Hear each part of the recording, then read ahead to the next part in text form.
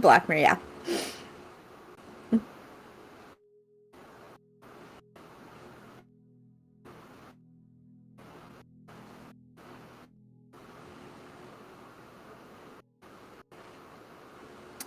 Hi, everyone. Yeah, my name's Geneva. I am the current program director for the Interfaith Center. We're located at the Miami University campus in Oxford, Ohio, not in Florida. And basically, I design programming that meets the hopefully meets the desired outcomes of our mission, which is to invite people of diverse religious, spiritual, and secular traditions to participate in one another's practices in order to build relationships and cultivate appreciative understanding, as well as to unify people around common moral, social, and ethical concerns in order to build a more just and equitable society. So that is basically my spiel that I that I give in a nutshell. Mm. It is. It is.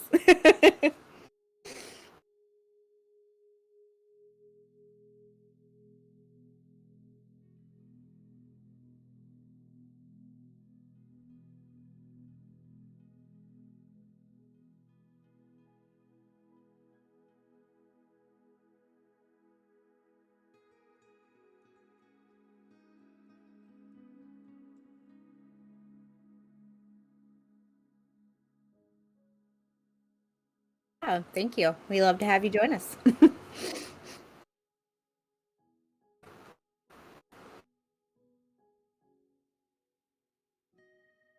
Yeah.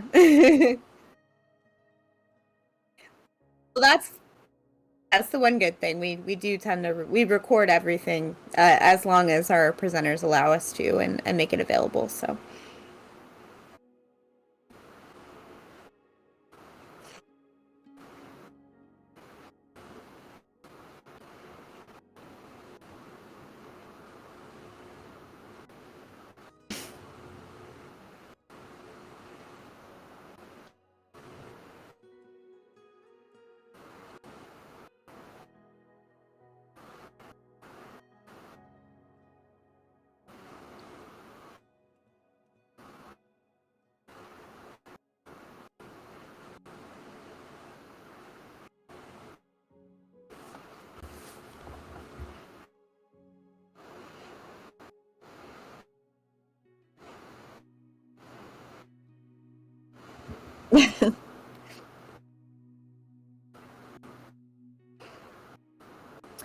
yeah, well, to give you the abridged version, I studied religion academically. I have a bachelor's in religion and a master's in religious studies. During my undergrad, I actually started as a philosophy major. Um, and I switched to religion because, to be frank, got tired of studying old white guys only. Um, so I knew I wanted to do something related to social justice, but I had a really difficult time, just honing in on one specific issue because I feel that social justice issues are very intersectional. And so I had the opportunity to go to the Parliament of the World's Religions in 2015, I believe it was. Um, and after that experience, I was like, this is it. This is exactly where I need to be. I mean, there were, thousands of people from all over the world, working collaboratively together to address the major crises of our time. And so, the more I started to think about it, the more I recognized that when you talk about faith and you talk about religion, and even non-religious, we include spiritual and secular worldviews in our scope. You kind of have to talk about everything. I mean, it's completely intersectional. I mean, there's no one way that a person of faith looks. They're not from one specific geographical or cultural region. They're not of any one gender or non-gender. They're not of any one sexual orientation. They're not of any one race. So you sort of have to talk about everything when you talk about religion. Nothing can be ignored or absolved because people are coming to this conversation from every different perspective you can think of. So once I realized that that was really where I wanted to focus in on, I did a undergraduate internship with the Greater Kansas City Interfaith Council, and the founder of the council, the Reverend Dr. Vern Barnett. I went to Kansas City and stayed there for almost 2 years, actually. It was supposed to only be 6 months, but or one semester or something like that. But I was just so it was just so exciting to be in that environment and to really see this play out in a local level. And and now I direct the Interfaith Center in Oxford, and I'm a trustee on the United Religions Initiative, Global Council, and North America Leadership Council. I work with the Interfaith Council in Las Vegas, so really gotten to experience the impact of this work at not only a local level but a global level as well, which is, I feel very fortunate to have that opportunity. So yeah. That is awesome. And I do want to say, I think for some reason my microphone wasn't working until now. Oh no. Well, it wasn't picking up through it wasn't picking up through the broadcast software, so the first few minutes people didn't hear anything I said, but they heard everything you said, which is what's important. Oh. Okay, well, I could hear you, so Yeah, I just looked over at my voice meters and stuff, and it wasn't registering. So, folks, I'm sorry for that, but sound is back now. We'll be good for the rest of the show. Sorry, it's just one of those things that happens every now and then.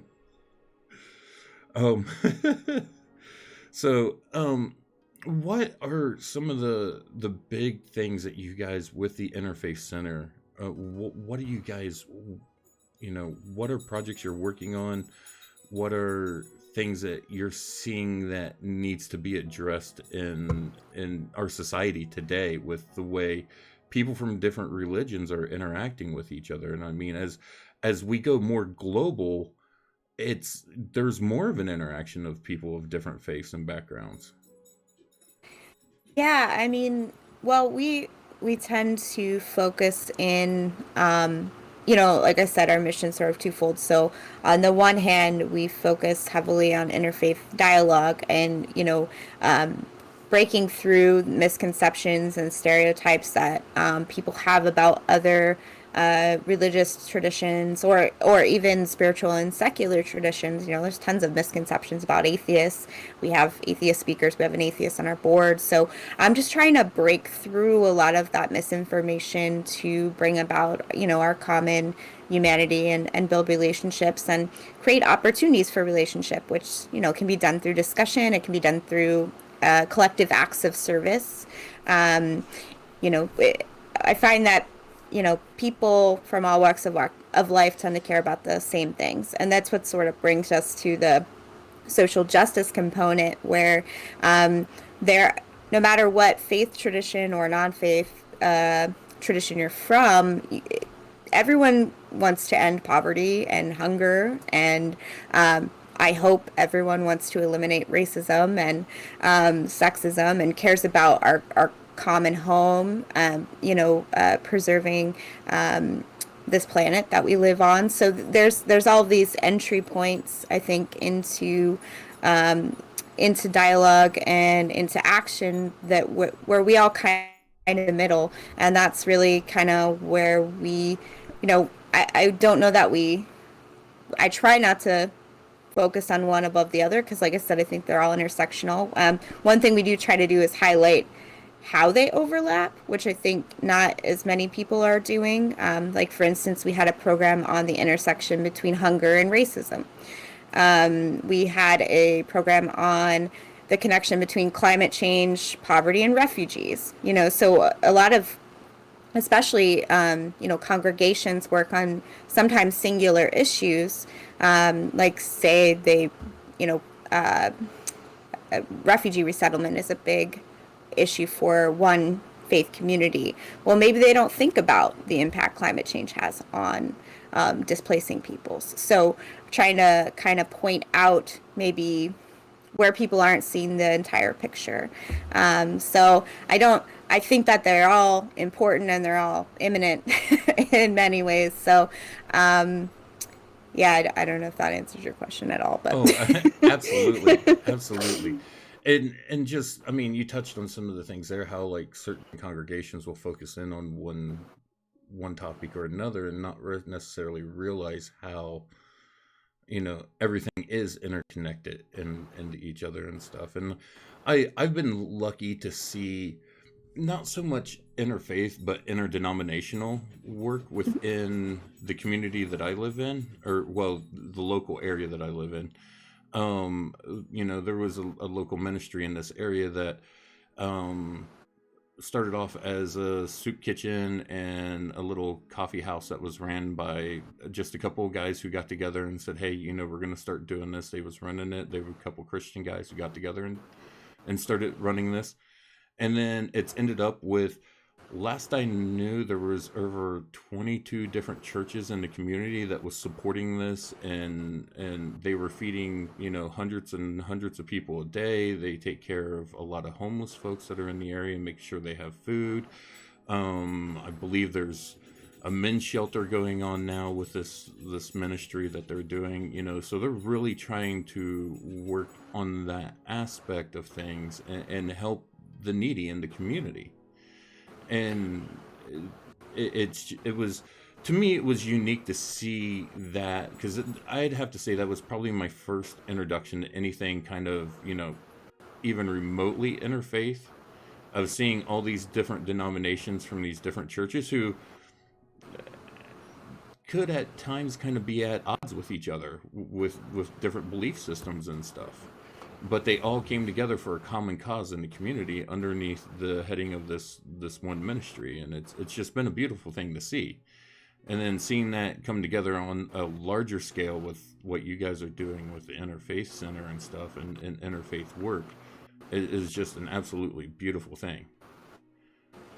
yeah, that's fantastic. And I think what you see, that inner church relations, we actually call that ecumenical.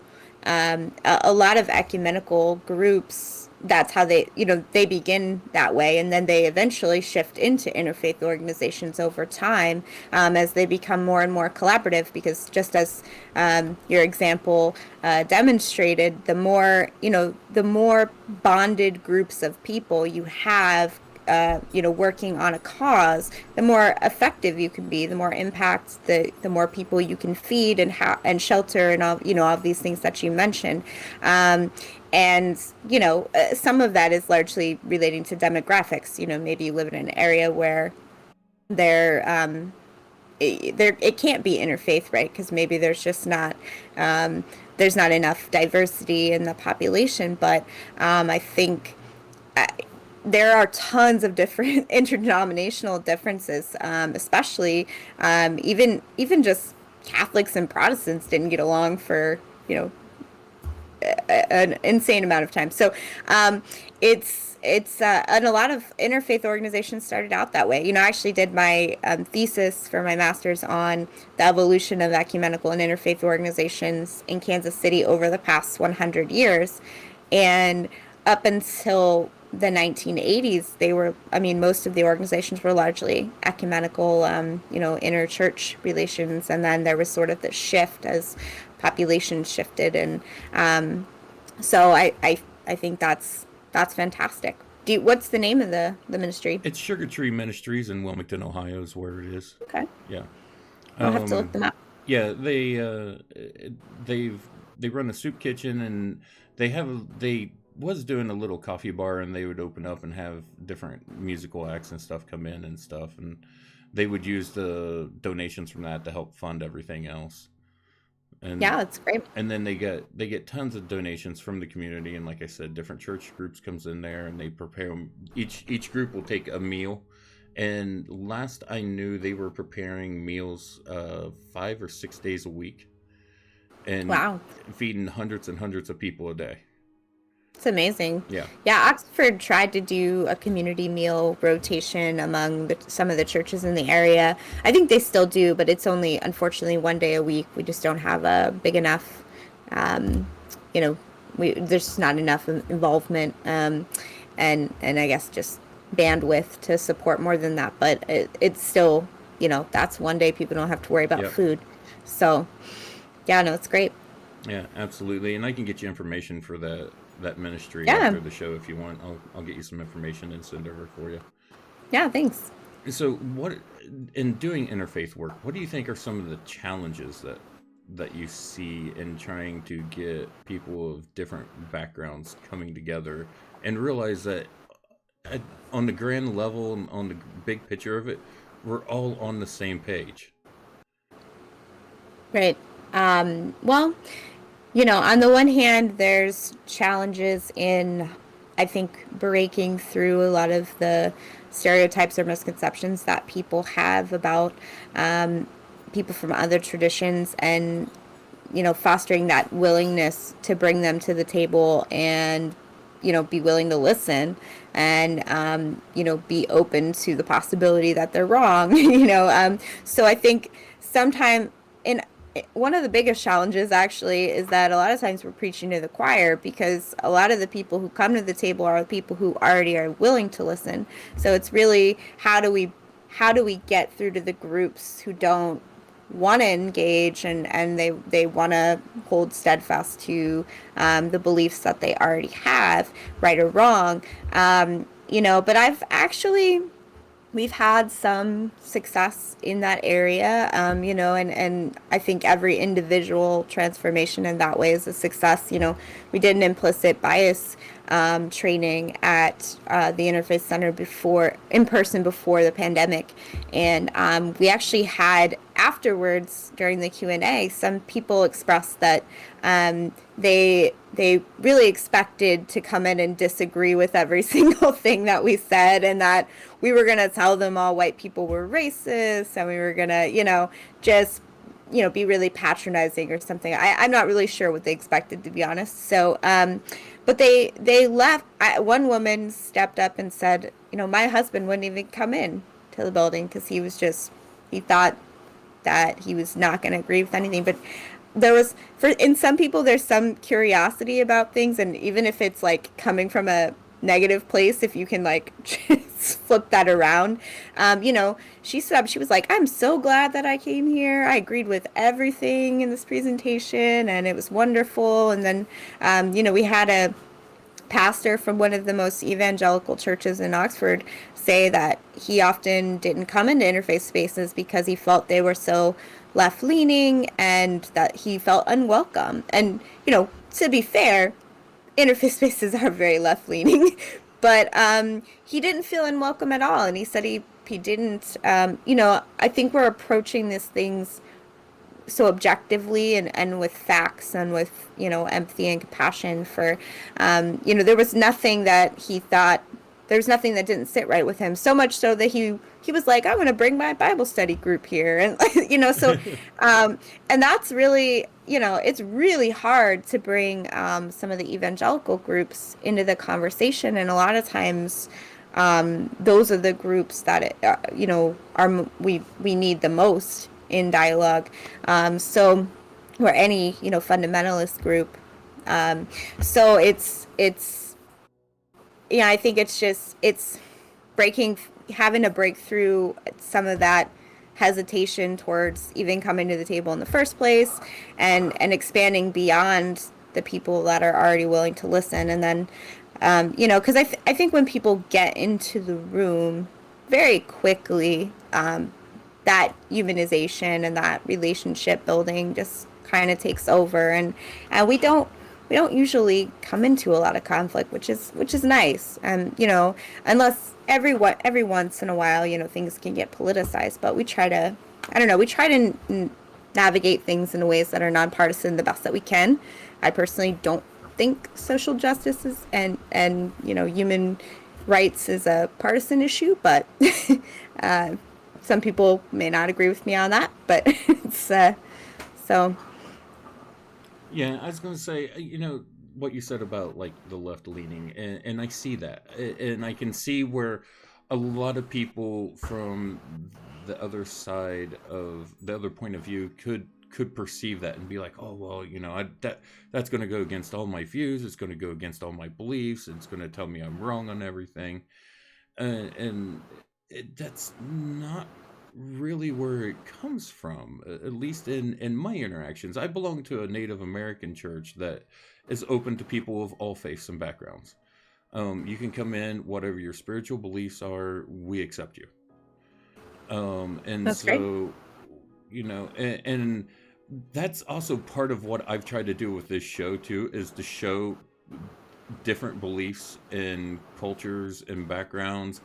And it's a desire to continue to do that and open up more in the future, because I want to challenge people's perspectives of the way they look at things. That's the whole point of the show, is to show people a different perspective of what they was thinking. So if I can bring someone from a different faith in and have them talk about their belief system and show people, hey, at the core of it, they're not too different like you. Right. That's really the key to it. And myself and one of the other guests, Demi and Gover, have been doing a series on the universal spiritual laws, which when you really look at those, they go through pretty much, they're universal through almost every faith-based system that's out there. And Yeah. they touch into everything. So when you really start looking at it, it's more just the cultural identity that has set of an area or region that sets what that religion kind of revolves around in a different way. But at the core of it, they're all the same. Yeah, I mean, I definitely geography plays a major role in how you view the world. I think that, sometimes interfaith can get a little too kumbaya, you know. Yeah. We're not and so in that way, I think it's good to highlight difference in a way that's positive. It's okay that we're all different. We all see the world through our own lens, and that maybe we do come to the same truths. I mean, I personally think that we do, and we just have different languages and images to describe that truth. I think truth is universal. And, not everybody agrees with me on that, but regardless of where you start from and how you get to whatever your truth is, the uniqueness of that is beautiful. The uniqueness of that experience is something that should be celebrated. So I think one big misconception is that we're trying to homogenize all of the faiths together, into a melting pot of, just of this, we all believe the same thing. I don't think that's true. I think there's, many different ways of looking at the world, and there's nothing wrong with that. And if we can, we have a faith sharing series that we've been doing pretty frequently, where we give, like 40 minutes for somebody to just talk about their faith and to highlight misconceptions there are about it, and then allow people to ask questions. And I think people are really drawn to understanding the diversity of different faiths, but at the same time, having that dialogue and that communication, and seeing a face that they can associate with that tradition, it creates that humanization that we need to understand each other and to break through some of these barriers. Because if you there's the Interfaith Youth Corps has done tons of studies that suggest that if you even know one person of a different faith, you are less likely to to discriminate on the basis of religious beliefs. And so, I mean, that's pretty powerful when you think about if you just have a friend, right? Like Right. one friend. So yeah, I mean, I think that we should celebrate that uniqueness, but at the same time recognize that we all still care about the same things. We all still have to we all have the same collective shared experience. And so regardless of how we interpret that, through what lens we interpret that, it is the same. So yeah, I agree with you, but I also think you don't want to get too you don't want to make things too homogenous. I think it's good. I mean, Oh, I absolutely. yeah, I think part of the beauty of interfaith work is getting to know people from other faith systems and learning about their culture that revolves around it. right. And to me, when I find a friend who's of a belief system that I haven't really been exposed to a whole lot, and we get a chance to sit down and talk about it, and it's funny because everyone's like, "Oh, I don't want to talk about that. I'm you're not going to like me if I discuss that," and I'm like, "That's not going to change who you are to me. I already like you. I already care for you. You're my friend. I just Right. want to know more about what makes you you." Yeah, I think it's unfortunate that you're met with that hesitation, right? Because there's a lot of people who wouldn't accept them on that base, just on the basis of belief. And I hope that that changes over time. That we're trying. Exactly. But I think one of the big beauties in it is when you start getting these different groups coming together and working together, they don't necessarily have to homogenize like you was talking about. They can hold to their traditions. They can hold to their, Right. their different traditions and everything. And that's part of the beauty of their belief system is those traditions. And like Yeah, actually, there's certain traditions I, that I love, belief systems I love studying because of the beauty of their traditions. yeah, it's actually, a big misconception that if you know, engage in interfaith work and you step out of that your homogenous religious identity, that somehow it's going to weaken your own religious beliefs, and that's completely false. Actually, most people who engage in interfaith experience say that it actually deepens and affirms their own personal belief system, and rather than the opposite. So it enriches their own religious and spiritual experience. It doesn't take away or retract, which I think people often are afraid will happen if they come to the interfaith table, so to speak. Right. And I can see where that they could think that, they think that it's just going to weaken their belief. I was even actually having a conversation with my father the other day, and he was trying to say that, things I was talking about was trying to detract from his faith. And I said, no, I'm not trying to detract from your beliefs at all. And he was saying that what I was talking about would weaken his scriptures. And I said, how is anything I have to say going to weaken those scriptures in any way? Yeah, no, It it I think if can't you're happen. threatened in, yeah, if you're threatened in that way, you may need to critically examine your own beliefs and why are they so fragile, that if something's true, it is true regardless of what anyone else says about it, right? Um, Yeah, I just run into within. I mean, you live in this same geographic region that I do, and so you kind of know what the atmosphere is like in this area. I mean, it's kind of Midwestern Bible Belt area, and a lot of what I run into, because I don't necessarily hold strict Christian beliefs with my belief system, is I get a lot of people telling me I'm either evil or I'm wrong, or I'm dealing with forces that I shouldn't be, or one thing or another.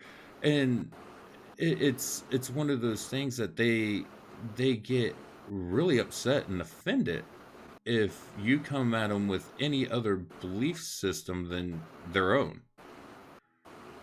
And yeah, and I'd like to know what your point of view is, how to handle that, because I imagine there's probably a lot of people out there from different belief systems that face the same thing. And maybe not, yeah, and not just from the Christian standpoint of view, from any other belief system, that where they might be in an area that's heavily populated by one faith or another, where they're trying to blend in. Yeah, I think is that's challenging. It sort of points back to the challenge I mentioned earlier. Most of those groups that have opposition to learning about people of other faiths, or just having conversation about belief are people who are coming from a more fundamentalist perspective, probably a more literalist perspective, and probably adhere to this idea of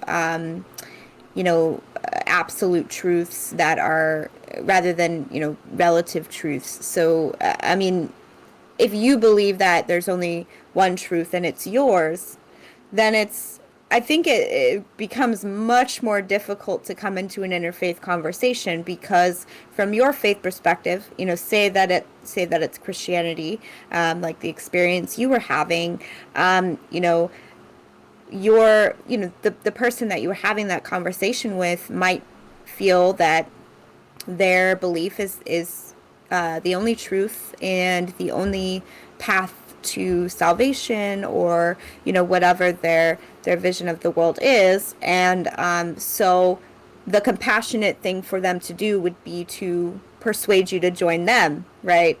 If you're coming at it from that sort of lens, it's that would be that's why we have that's why missionaries exist, right? Because we feel there are people who feel that the compassionate thing to do is to save everyone else and to kind of bring them into the fold, because that's the one way that they're going to live correctly and be on the right path. And I think that often that comes from a place of love, and we shouldn't forget that. I mean, it's easy to react with hostility to those type of perspectives, but I do think it often comes from a place of love, and that worldview is just, it's more difficult to navigate. I think that oftentimes there's a lot of misinformation linked onto that.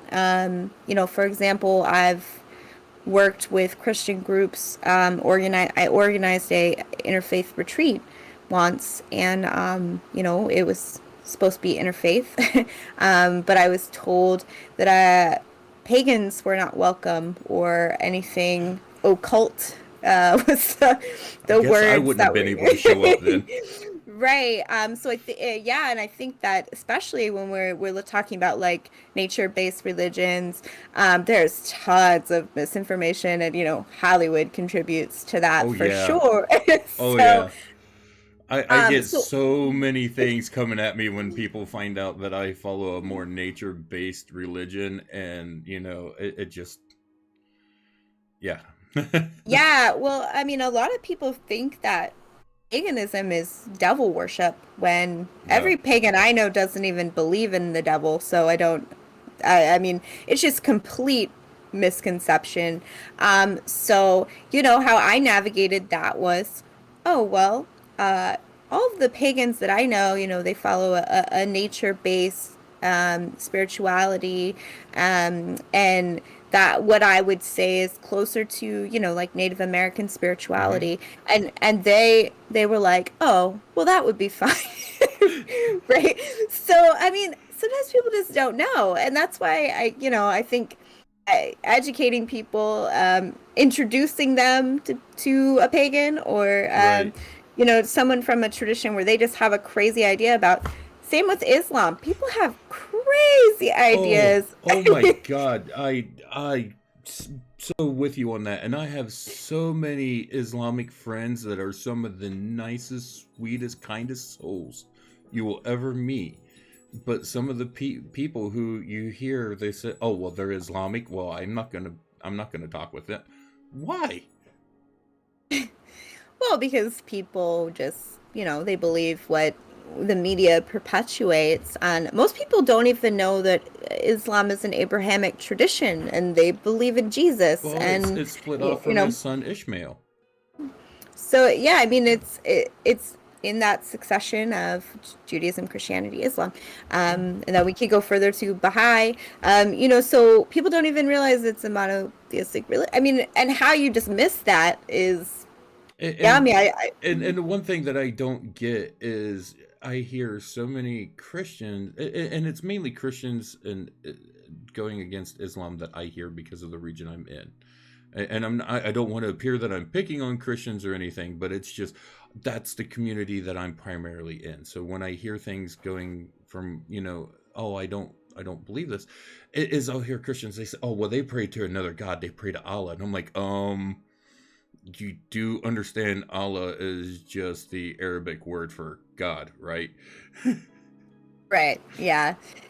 Yeah, I mean, people don't, yeah, that's that sort of ignorance that we're trying to cut through when, through all of the programming at the Interfaith Center, because it's dangerous, It I really mean, to be is. frank, people get killed over perceptions like that, and that's what, I mean, it's one thing for someone to just be, xenophobic or Islamophobic, but that can escalate very quickly into violence. So we really want to like cut through that thinking at its baseline.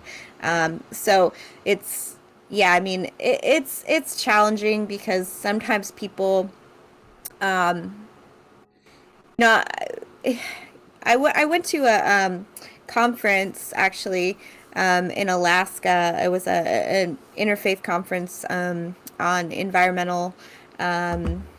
environmental issues and climate change. And this keynote was Catherine Hayhoe, who's an evangelical climate scientist.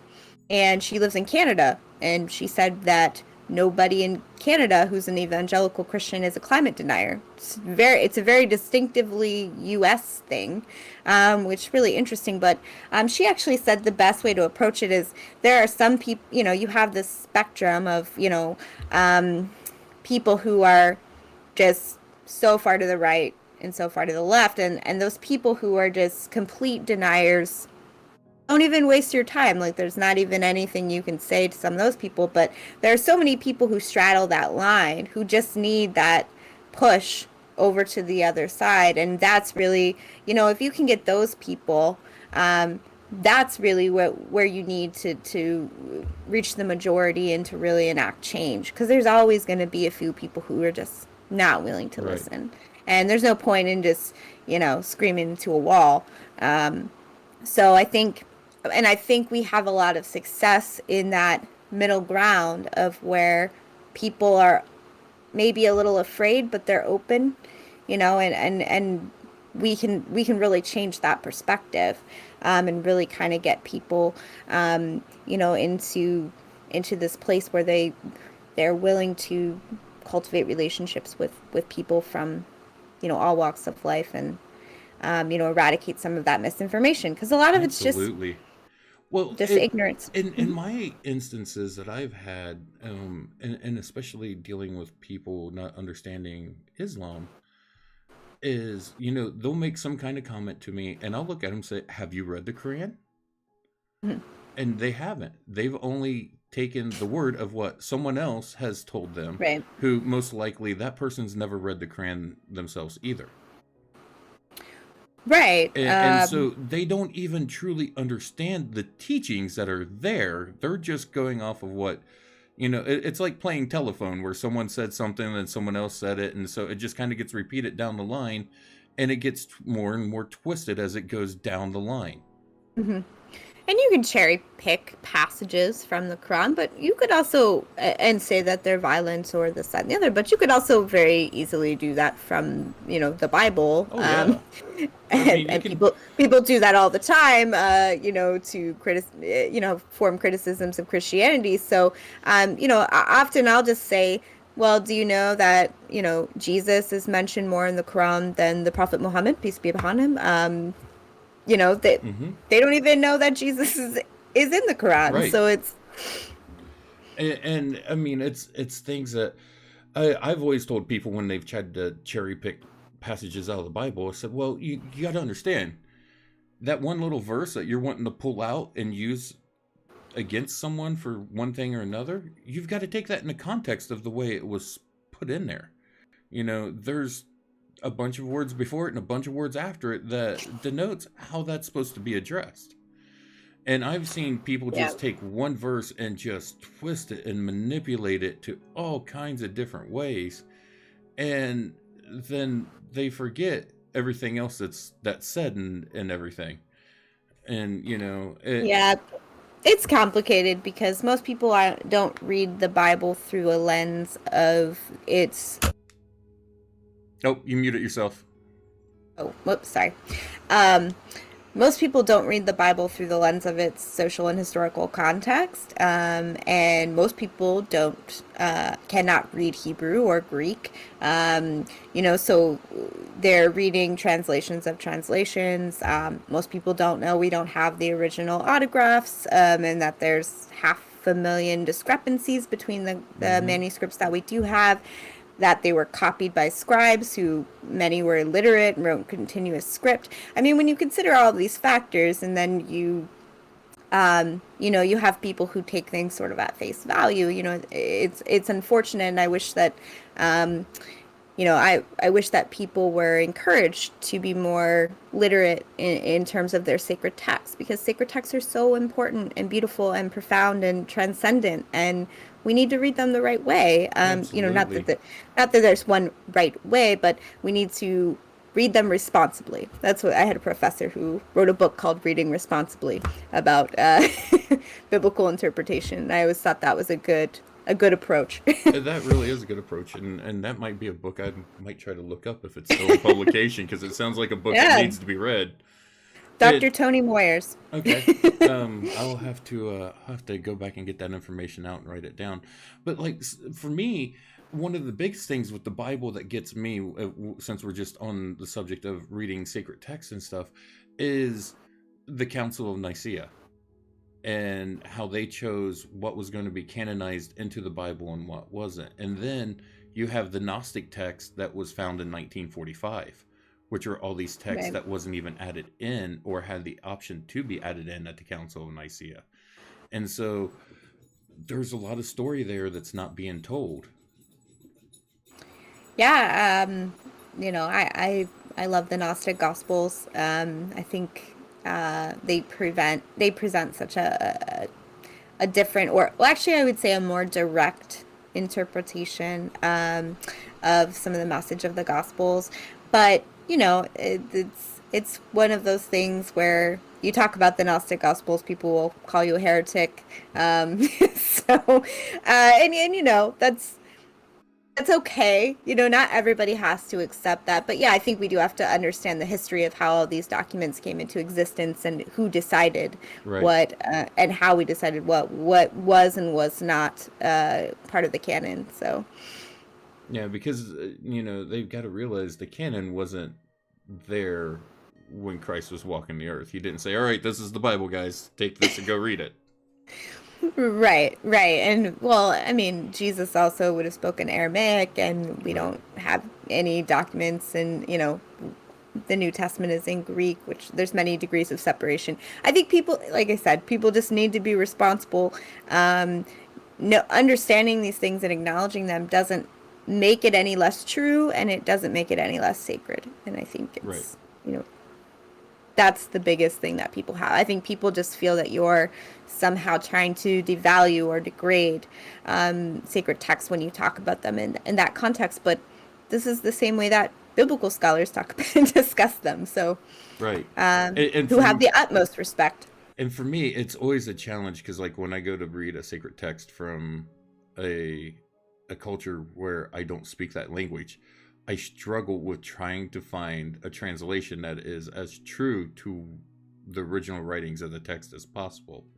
Even if it's more Right. difficult to understand, I want to get something that's as true as possible to that. So, Right. And in some cases, it's not possible really to know what is true, because many of these documents originated as oral history, and hmm, they were transmitted orally, and like we were talking earlier about telephone. yep. uh, there's a lot that can get lost. Well, that's like with the pagan traditions. Almost everything from pagan traditions was all passed down orally. There wasn't books written, and if there was, anything, it was usually written in runes, Hmm. and then you have the different translations of the different runes depending on what culture you're looking at, and so it's a really hard thing to translate through. Yeah. Yeah. And there's probably a lot of, incredible wisdom that was lost because we don't have those documents. So I think we just have to admit our own limitations to understanding, just anything to do with the sacred. I mean, we some of these things are just they're not meant for us to know, right? And that doesn't make them less significant in any way. Um, so I think people just need to maybe lessen some of that attachment to having an absolute truth, and not being willing to acknowledge that these all of these sacred texts were written by people who live in their own unique social and historical contexts, and of course those things influenced the way they were written. How could they not? Nothing we do is can be removed from our own lens. Right. And as much as we try to set our own biases aside, they're always there. So we can't erase our own life experience. So Absolutely. And I think that's just an important point to make because of the way everything was viewed through that lens. And also all these texts were written thousands of years ago. And yeah. so the way society has changed, and the at the point in time when the Bible was written, there's a lot of the world that hadn't even been discovered by the people that was in that region. So there was a lot of influences that was out there in the world that they had absolutely no clue about. Yeah, yeah, and there's a lot of things. I took a biblical archaeology course fairly recently, and I did a presentation on the flood, and we know now that there probably was a flood that happened in that region because it wasn't only documented in the Bible, but it was also documented in Gilgamesh and throughout Mesopotamia. And there's tons of stories that have the same narrative. So we can probably confirm that that region of the world flooded, but it wasn't, it didn't wipe out the entire planet, right? But that was the entire Right. world There to the people who lived in that geographical area. absolutely. And there's similar stories of a lot of things through different cultures. There's flood stories in a lot of different cultures and Hmm. beliefs. There's also, I was just actually talking with a friend the other day. There's also talks of dragons in so many different cultures and beliefs that you see within spiritual aspects. And in the Bible, they talk about the Leviathan, which is a description of a dragon. They talk about it in Job. Hmm. And you see all these different cultural beliefs kind of blend through all these different, you see all these things go across the board. And so maybe we're not all that different when you want to get to the core of it. Yeah, I don't think we are. We can't ignore that shared collective experience that we all have, regardless of the lens that we're interpreting it. So yeah, I mean, Yeah. So what do you guys have coming up in the on board with the Interfaith Center? What do you guys got coming up that you're going to be? I know you guys got a show going on Thursday at 7 p.m., which I can't remember exactly what it was, but I remember I wanted to see it, but I've got a show that night as well. So yes, we have a program on Thursday on the 20th at 7 o'clock. It is called Modern Science and Spirituality: Mystery as Common Ground, and our speaker is George Wolfe. He's from the Muncie Interfaith group, also affiliated with the United Religions Initiative. Um, and then we have on May 23rd, we're doing a program on the Disneyfication of climate crisis, Frozen and Moana through the lens of global warming. global warming with some of the Miami University professors. And then on May 26th, we have a writing a land acknowledgement workshop hosted by the Greater Cincinnati Native American Coalition. Excellent. So, if someone wants to get involved in interfaith and say they don't live, close to Miami Mhm. University, they're not in the Oxford area, they're, wherever they're at, what is the best way for someone to try to find interfaith work if they want to tie into that in their areas? Sure. Well, I will say that, all of our programming right now is virtual, and we are operating primarily remote at this point. It might change in the fall, but welcome you wherever you live in the world to tune in to our programming online. We have ways you can volunteer virtually. I've actually had volunteer interns, the past years that were sorry, virtual interns the past year who we're working entirely remotely. There's a lot of ways that you can help us. But if you want to find a group that's local to you, I actually recommend checking out the United Religions Initiative, which is a grassroots global organization that basically connects interfaith groups across the country and across the world. So you can find what we would call a cooperation circle. The Interfaith Center is a cooperation circle.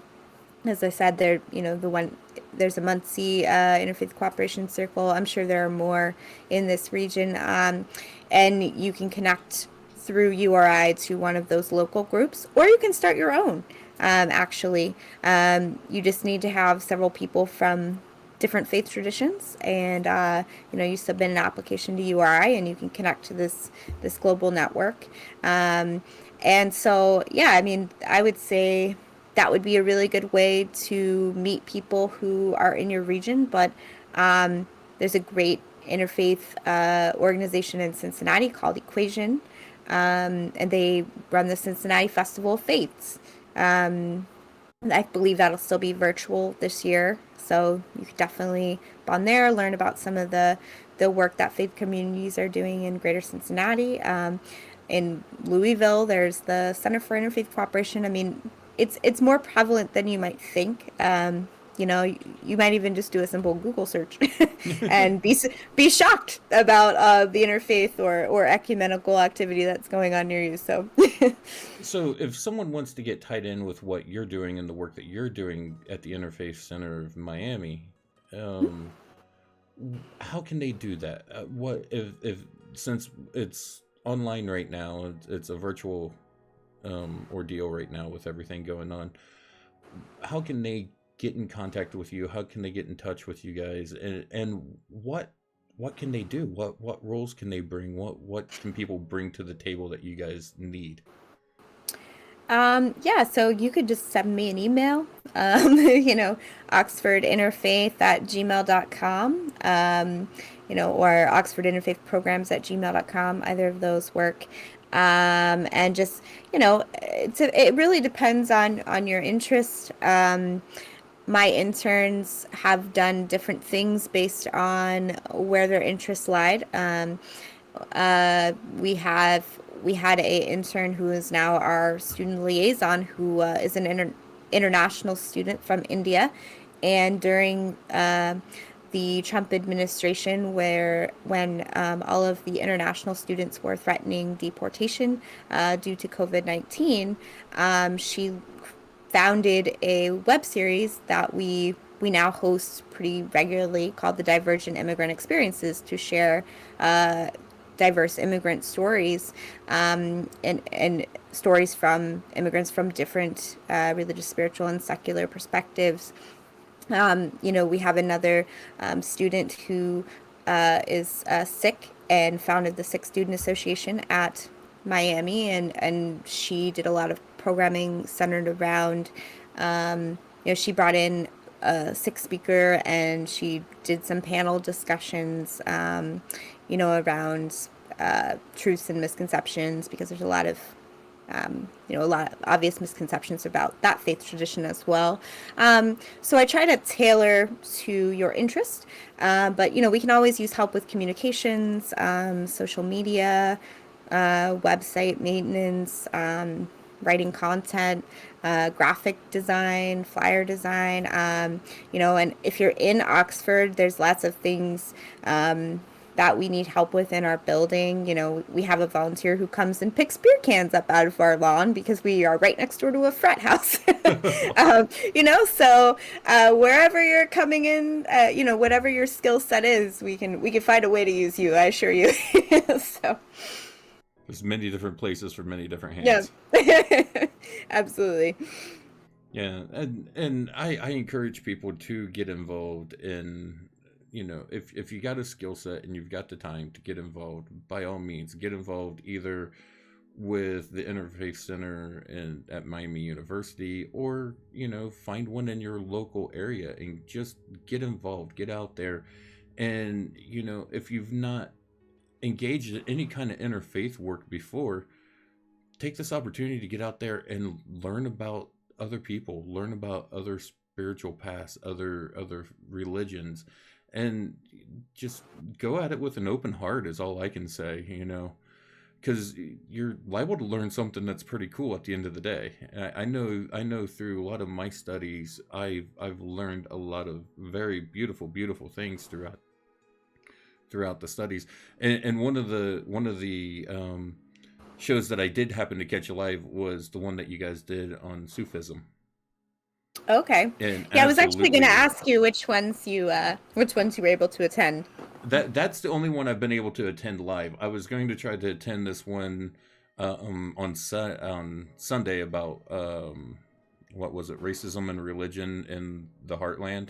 Oh, Race and Faith in Harlan. Yeah, Yeah. race and faith in the heartland. And I just wasn't able to attend. I wasn't able to make it. I had signed up for it, and then last minute I had some stuff come up, and I wasn't able to make it. So fortunately, Well, I that did get one's that one. available on our YouTube channel right now. So, Absolutely, and I'll um, probably be watching that later this evening, most likely. yeah, definitely. I think any opportunity you can find to just even have a conversation with someone of a different faith will greatly enrich your life and broaden your worldview. So, but I hope that some of you might consider attending some of our programming, um, or some local interfaith programming in your own community. Now, what is the best way for people to get in contact with the programming that you're offering? I know I've posted up your Facebook page. Is that going to be the most likely place to see? Um, so all the events are listed on the Facebook page. There's also, we have an Eventbrite page, which you can register through Eventbrite. Um, yeah, our website will actually, I think, connect you to the Facebook listing of events.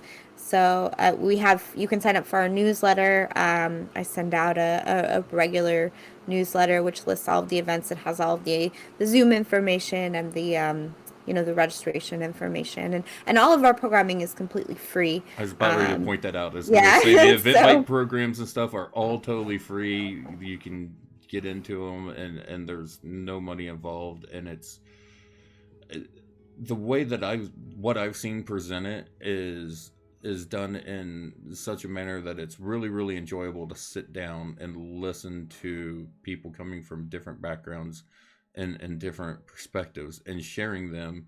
And it's not like they're evangelizing where they're trying to beat you over the head with it. They're just presenting this information and going, take it as you wish. yeah, we do not try to convert anyone to any particular faith tradition, and we do not promote any one religious, spiritual, or secular tradition above another. A lot of times when people are like, I tell them I work for the Interfaith Center, they're like, "Oh, so you're religious? Like I must be like a minister or something like that." That's a big misconception. It's not.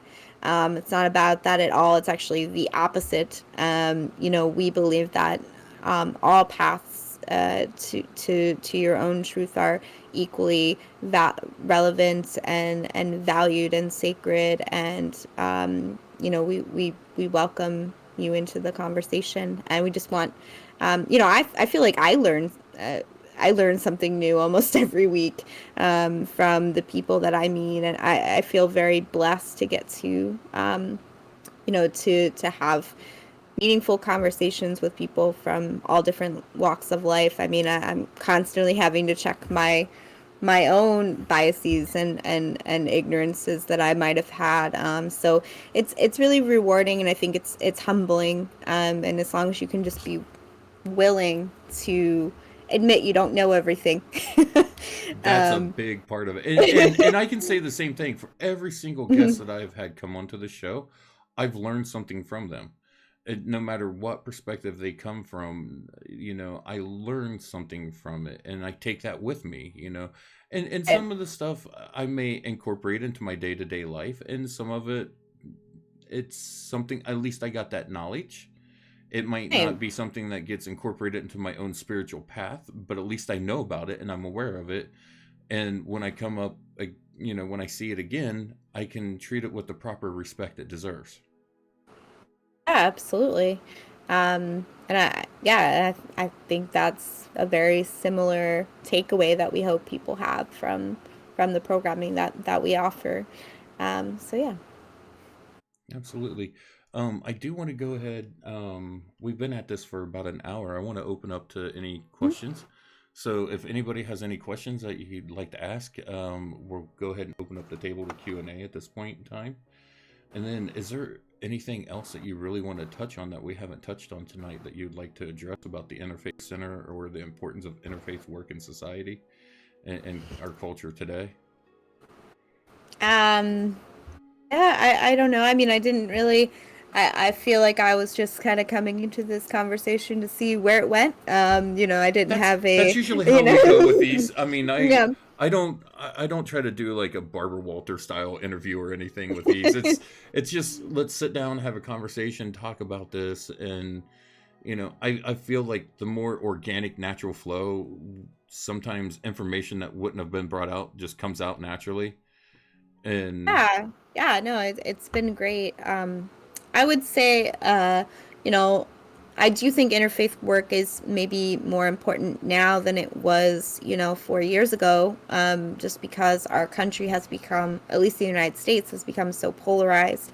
And I think there are, bigger divides than there were before. I think we're maybe otherizing certain groups of people more than we were before. And I think that interfaith is a good gateway to eradicate some of that divisive thinking and to kind of bring us back to that compassionate center where we can, you know, view each other as our equals and you know, kind of reconnect on that common humanity and that shared experience. And so I think we need that healing in so many ways, much stronger than we maybe did, 4 years ago. And I think that that's also prompting people to kind of look for those type of experiences, and because they're looking for that healing and they're looking for ways they can contribute. And we one of the things that we do is try to connect people to the resources they want to enact the change that they want to see. So absolutely, I 100% agree with you on the fact that the country has seemed, at least here in the United States, seems more polarized than it has ever been in my lifetime. And the it also seems like more people are searching for those truths out there, and some of them aren't necessarily finding them in the face that they were brought up in, but they don't know where to go searching for those at. that's actually a really good point. I think too the pandemic has brought out a lot of anxieties and fears in people that maybe they didn't have before, and they're looking for ways to kind of cope with that. We've been trying, to offer meditative and contemplative programs for people to engage in, because I think a lot of people are looking for practices they can adapt to center themselves. So we're trying to offer those from a variety of different traditions. Every third Friday, we do a Zen Buddhist meditation.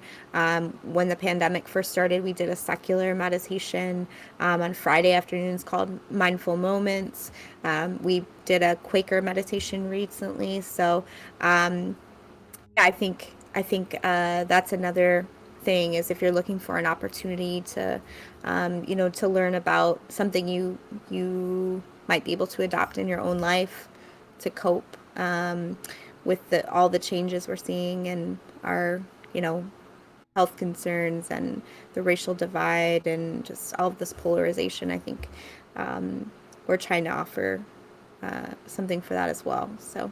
That's amazing, and that's all stuff that they can tie into through the Eventbrite programs and stuff, right? That you're Yep. offering, Yep. and they can get that through the Facebook page, which I've posted. You'll see when you post those up, and yeah, so Yeah, we that's actually have the Zen meditation this coming Friday. I forgot to mention that before. absolutely. Um, So if people mhm. want to get tied into that, by all means, make sure. Once again, all these things are absolutely free. These resources are being put on for free.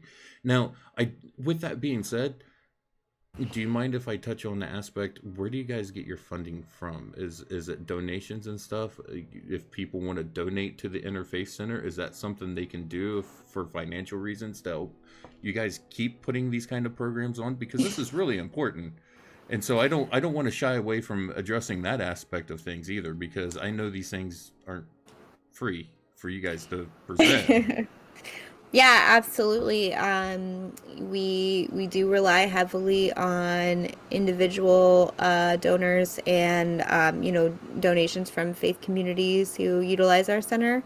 If you want to donate to the Interfaith Center, if you go to our website, there's a donate tab and it will connect you to our PayPal. You can also mail us a check, if you're old school. um, and yeah, I mean, so that's primarily our funding comes from donations and then also from and we don't have a big budget. You know, I'm a part-time employee.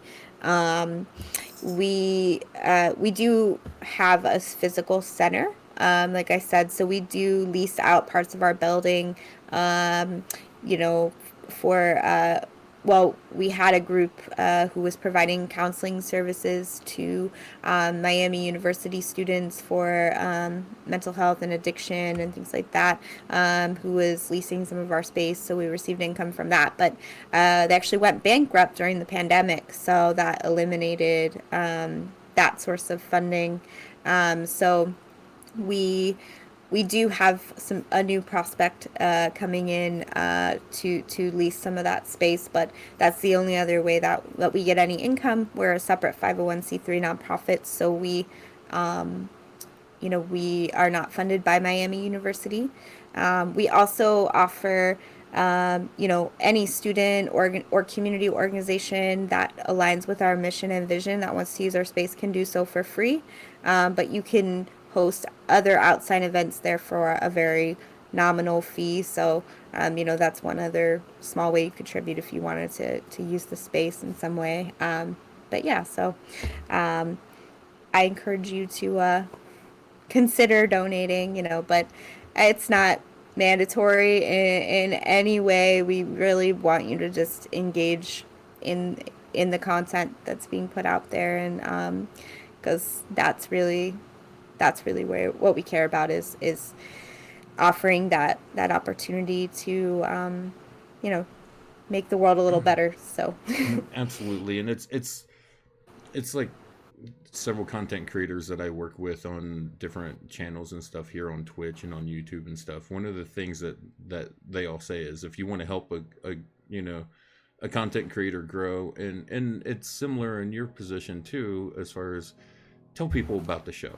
tell people about the Interfaith Center, tell people about the work they're doing, share that word, get that out there, because honestly, until not too long ago, I didn't even know there was an Interfaith Center of Miami University.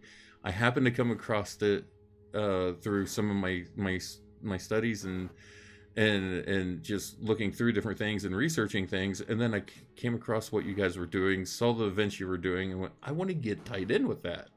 I want to start Yeah. paying attention to what they're doing, and found the YouTube page and stuff, and then so yeah, it's something I that's not well known that you guys are out there, at least not, and I'm only like 70 miles away from you. Yeah, yeah. Well, I think first of all, people don't know about interfaith in general or what it is, so they're not ever looking for it. Because I am consistently asked when I say what I do, what that people have no idea. Then you explain it to them, they're like, "Oh, yeah, well, I completely agree with that," but they've never heard the word.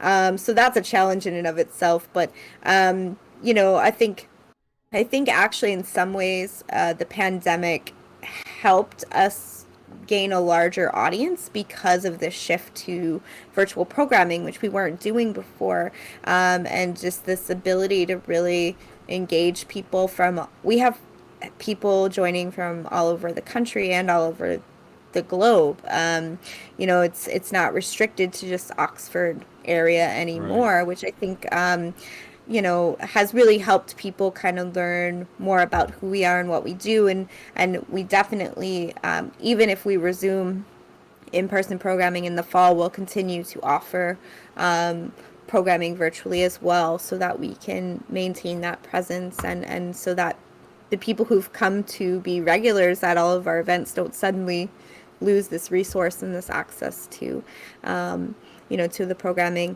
I try to keep the programming calendar full and consistent because I know every time I've looked up an organization and then there's no immediate way for me to get involved, I kind of just move on, right? Right. So I think that the fact that we have this consistent opportunity for engagement has helped us really kind of grow over the past year. Well, I want to absolutely say thank you for what you're doing because it's very important work. So, from me, thank you so much because I see a lot of things coming out there, and I got to tell you, you've got a whole library of stuff in that YouTube channel that I've got to go back and go through. There's a lot of really really good information that's laying in there that just, you know, I encourage anyone who's watching this, please go over to that YouTube channel, subscribe to it, follow it, get in there, look at the content, get involved with it, go to the Facebook page, like the Facebook page, check the content that's coming out because this is important work. If there's anything that I will throw my hat behind and stand on is getting into interfaith work and being involved in interfaith communities because it brings us together. It stops dividing us. It stops us from being separated because, oh, well, I don't believe the same way as that person. Well, that's fine. You don't have to believe the same way as everyone. Those differences in beliefs is what makes everything, to me, really exciting, because I get to learn about someone's different beliefs. I get to learn about different cultures and different, different things that goes on with different beliefs. I love learning about the different ceremonies and stuff that goes on within each individual faith and how they even approach, similar ceremonies in each faith. Yeah. I had a guest on recently who we talked about the power and importance of prayer, and we discussed how prayer is different in some of the Hmm. different belief systems as well. Um, Yeah. but that's a universal thing through almost every belief system that I know of is they all have prayer. Hmm.